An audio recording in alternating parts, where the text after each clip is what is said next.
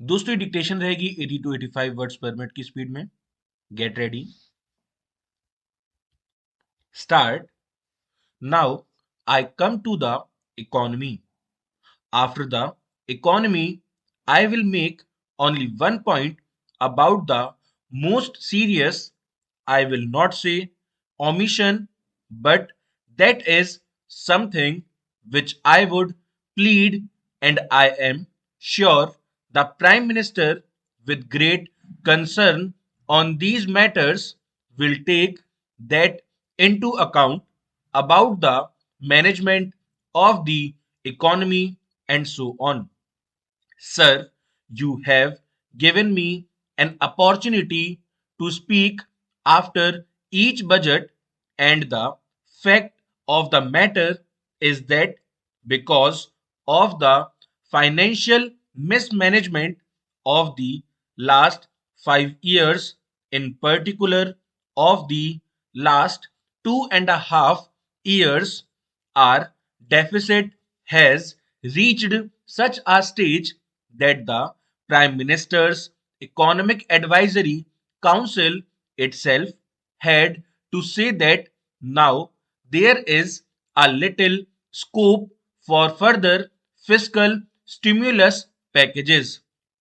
The second thing is that we remained in denial too much of last year, and when we started the remedial measures, by now most of the monetary policy instruments which could be used have already been used to the maximum extent. So we don't have possibilities there. Therefore, my request is that the government should act in time to control the situation. Thirdly, the main stimulus that you can give today is in the more rapid execution of projects. This is the problem. This is one of the great differences between India and China. If you see, they give five remedies on execution. First, a delivery monitoring unit in the Prime Minister's office to monitor flagship programs and iconic projects and report on their status publicly. Actually, I do not know what this new office will do. There has actually been a committee under the Prime Minister himself to expedite and monitor all major infrastructure projects. They say suitably institutionalized quarterly reporting of flagship programs. These are all on pages 12 and 13.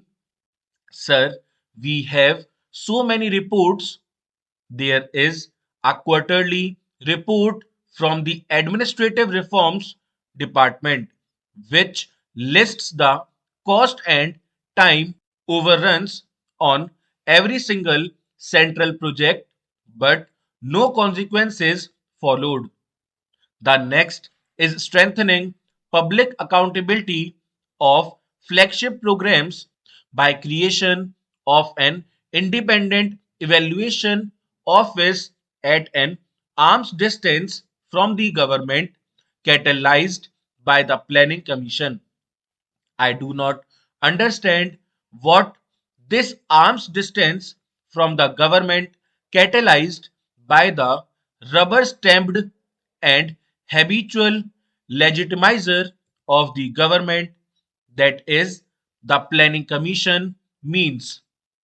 Third, establishing mechanism for performance monitoring and performance evaluation in government on a regular basis. I do not know what this sentence means.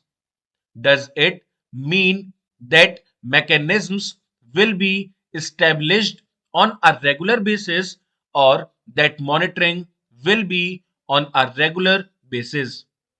Thus far, the records of all the governments have been to establish mechanisms on a regular basis. Then they say 5 annual reports to be presented by the government.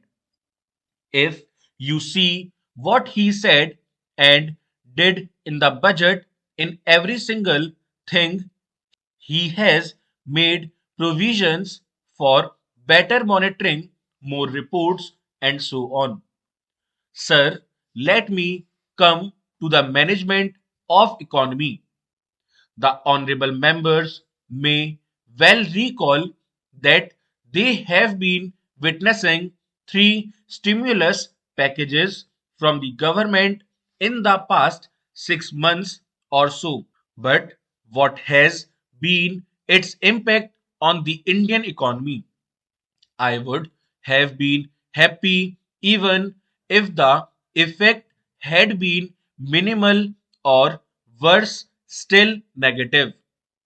But what I understand from my economist friends is that the government's diagnosis of the entire crisis had been completely every.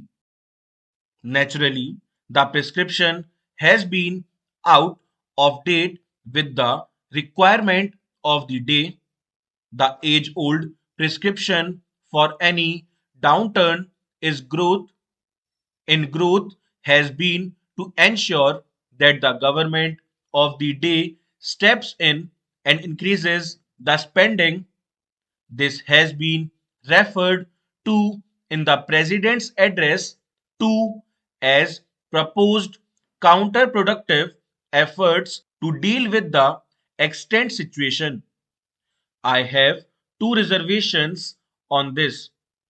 Firstly, any substantial increase in the expenditure of the government at this point in time is sure to increase the fiscal deficit. Effectively, this borrowing program of the government crowds out the private initiative and hence runs counter to the private initiatives of the citizens of this country and not counterproductive to that of the recession faced by the country.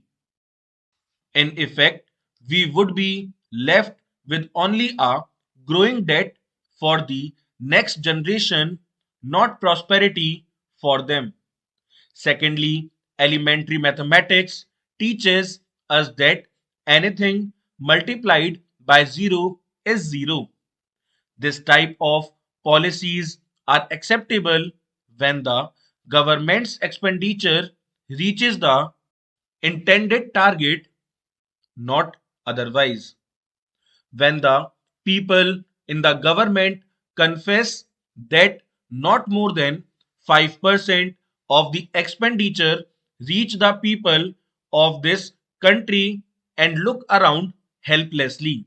I am not sure as to what the government means by such vague intentions, or in the absence of any clear cut program, is vagueness a deliberate strategy? Sir, on poverty, we have seen all kinds of varied numbers. The Planning Commission's last estimate on poverty suggested that poverty numbers in India have tended to come down to just 260 million people last year. Full stop.